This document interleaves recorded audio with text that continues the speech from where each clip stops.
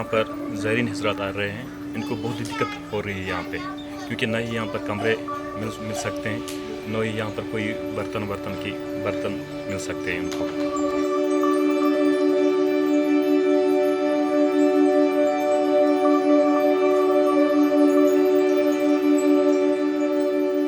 Facilities सह कह bathroom completely सलम खत्म ये कह चीज़ क्या वक्फ बोर्ड लागान ये कैजुअल लेबर लागान सीजन खतर यह लगे तुम कैजुअल लेबर तहन ोट फख सलमस वो एरियास बिल्डिंग बंद कम्प्लीटली सलम बंद वो थोड़ा बहुत दुकान DC साहब पत्म लटि वो थोड़ा त्रो सल डिस्टेंस मज सोशल डिस्टेंस मज दुकान यल शिफ्ट वाइज।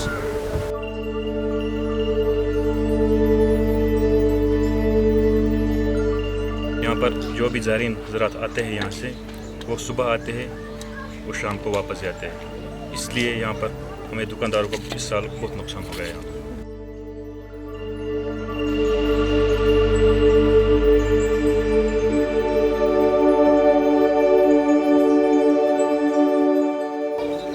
मेहरबानी कर त्राना तो कमर यल ये तो गई सहूलियत।